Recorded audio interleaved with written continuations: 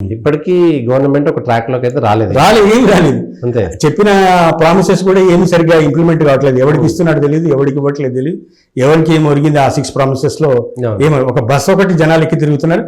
ఆ బస్ లో కూడా ఇది డీలక్స్, దీంట్లో అది కాదు, నువ్వు టికెట్ తీసుకోవాల్సిందే అని పాపం ఆడవాళ్ళు తీసుకుంటున్నారు టికెట్ కొంచెం, లేకపోతే దిగిపోమంటున్నారు. దిగుతారు, అవమానం కదా, దిగలేరు, కొనుక్కుంటున్నారు. సో ఎంత పర్సెంటేజ్ వాళ్ళకి ఫ్రీ బస్ వస్తుందో లేదు. అది లగ్జరీయా, సెమీ లగ్జరీయా ఏంటనేది వాడికి తెలియదు కదా.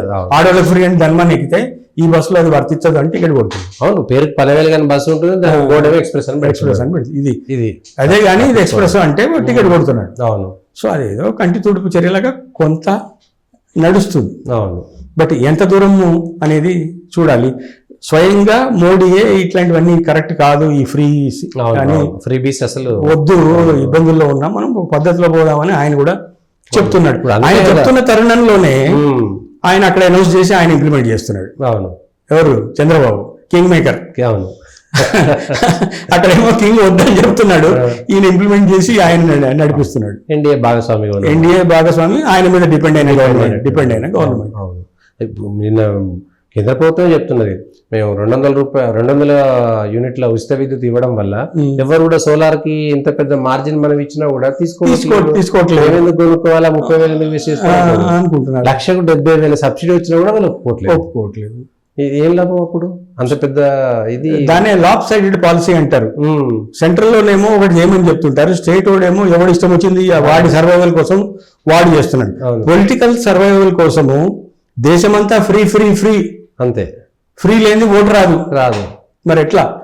ఫ్రీ లేని ఓటు రాదు, లంచం లేని ఓటు రాదు, దావత లేని ఓటు రాదు, కులం లేని ఓటు రాదు. అంతే. మరి ఎట్లా గవర్నమెంట్ భవిష్యత్తు?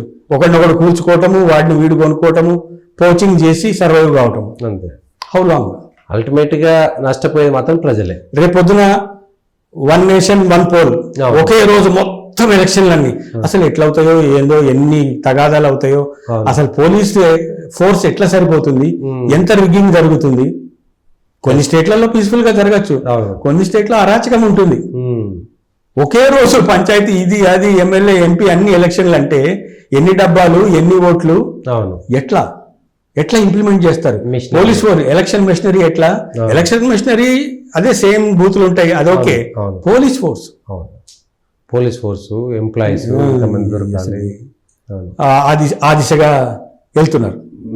పబ్లిక్ కూడా దానికి ప్రిపేర్ అయి ఉండాలి.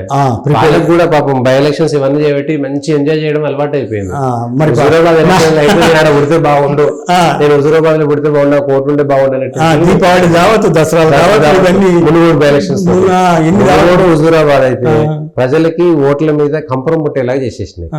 4-5 పార్టీలు, అవును, 4-5 దావతులు, 4-5 అమౌంట్లు, ఇవన్నీ ఒక్క రోజులో అంటే ఇక మరి కష్టం. అవును, ప్రజలు కూడా మిస్ అయిపోతారు. ఒక ఓటుకి ఇప్పుడే 10,000 రూపాయలు అని చెప్పుకునే రోజు వస్తే మరి ఆ రోజు 5-6 ఓట్లు ఉంటే 8,000 ఇవ్వాలి అంతే. లేదా ఒక 10,000తోనే అన్ని వేసేయాలా? వేస్తారా? అవును.